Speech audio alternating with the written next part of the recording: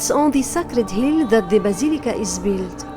In order to pardon the sins and after the French-Prussia military defeat in 1870, the construction project of the Sacred Heart Basilica became a national commitment. Once the text for the promise was written and voted on in the French National Assembly by a majority vote, the collection of the small sums of money began to arrive from France and abroad. Today, the Basilica of the National Vaux, or Sacred Heart of Montmartre, is a masterpiece of a Roman Byzantine style. The renown of this sanctuary extends beyond the borders of France.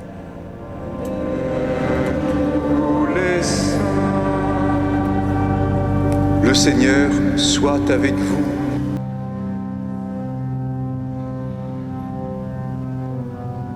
Since 1885, the Basilica of the Sacred Heart has become a perpetual prayer place.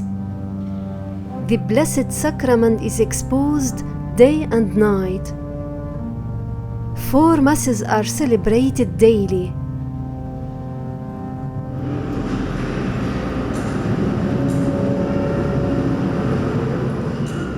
Curious tourists come to this basilica to contemplate this marvelous French national church.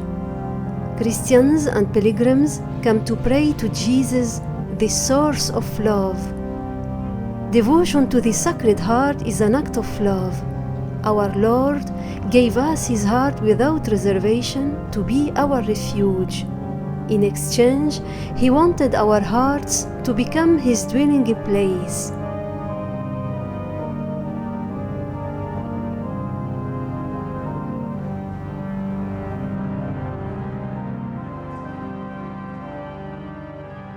Tantum ergo sacramentum. The Basilica of the Sacred Heart is symbolic of French Christianity.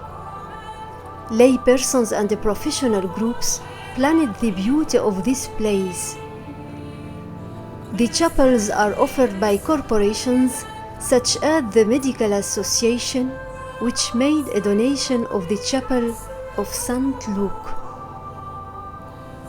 The chapel of Our Lady of the Sea is offered by the Navy Association. And others, like St. Louise Chapel, the patron of lawyers, is offered by lawyers and judges. To the rich cultural and religious organization is added the paintings, the stained glass windows, and the statues of holy people who emphasize the history of Christianity. The church contains a number of French saints. Some of them had come to pray in this basilica in recent times. Saint Teresa of the Child Jesus, during her pilgrimage to Rome, made a particular stop at this basilica. The place was under construction. The Blessed Charles de Foucauld spent a night of adoration at this church. Other persons, known or unknown, came to this basilica to pray.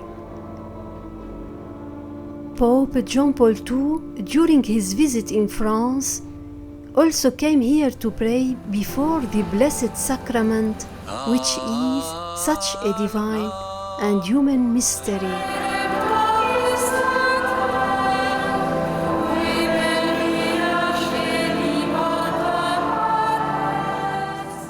Ici, nous sommes sur cette colline de Montmartre, où a été construite après une abbaye qui a été pendant des siècles jusqu'à la Révolution française, aujourd'hui cette grande basilique du Sacré-Cœur. Il y a la grande basilique, et puis à côté, il y a la maison d'accueil de la basilique, qui est ce lieu pour des retraites, pour les nuits d'adoration, et aussi pour des temps de formation. Vous voyez un peu à la basilique du Sacré-Cœur les deux pôles, le lieu de prière, le lieu de célébration, le lieu d'adoration, et puis à côté, cette maison d'accueil, ce lieu d'enseignement. Dans le monde juif, on se souvient que souvent, à côté de la synagogue, il y avait l'école. Vous voyez, là, on trouve un peu la même chose. À côté de la basilique, il y a le lieu d'enseignement. C'est très important que les deux se complètent. Je nourris ma foi dans la réflexion, et ma réflexion, je l'approfondis dans la prière. Vous voyez un peu ces deux lieux importants, la prière, la communion intérieure, la célébration de l'Eucharistie, l'adoration, et puis en même temps le temps de la réflexion, de l'approfondissement. Et évidemment, au cœur de cet enseignement, il y a la parole de Dieu.